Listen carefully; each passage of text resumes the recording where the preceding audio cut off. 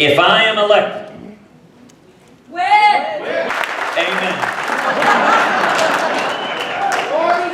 Let me tell you what I intend to do on my first day in office. Tell us. The first thing I intend to do in office is rescind every single illegal and unconstitutional executive.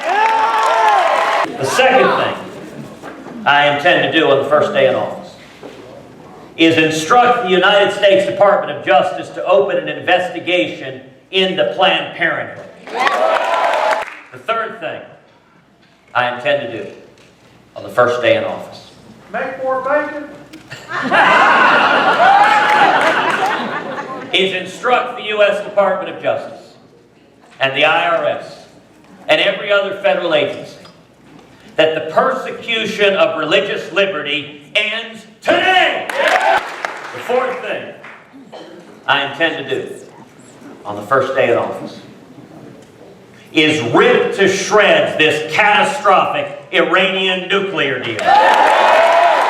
The fifth thing I intend to do on the first day in office is begin the process of moving the American embassy in Israel to Jerusalem, the one. And I'll tell you the single biggest difference between me and the other very fine candidates standing on that debate stage is that with me, when I tell you I'm going to do something, I'm going to do exactly what I said. In the days that follow,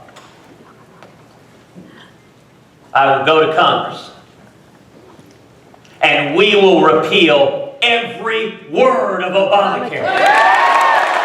In the days that follow, I will instruct the Department of Education, which should be abolished.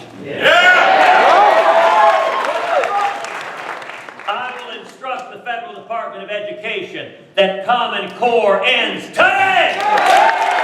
In the days that follow, we will rebuild our military. And we will honor the commitments that we made to every soldier and sailor and airman and marine.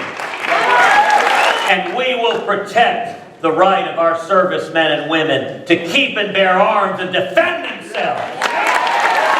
In the days that follow, we will finally secure the borders and end sanctuary cities. In the days that follow, we will take on the EPA and the CFPB and the alphabet soup of regulators that have descended like locusts strangling small businesses, and we will unleash economic growth in this country again. And in the days that follow, I will go to Congress and we will pass fundamental tax reform. We will pass a simple flat tax. And when we do that, we should abolish the IRS. There are about 90,000 employees at the IRS. We need to padlock that building. Take all 90,000 and put them down on our southern border. Imagine you travel thousands of miles in the blazing sun. You're swimming across the Rio Grande.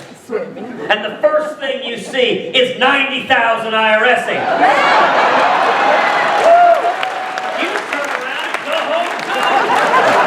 I think where we are today is very much like the late 1970s. Same failed economic policies. Same misery, stagnation, and malaise. The same feckless and naive foreign policies.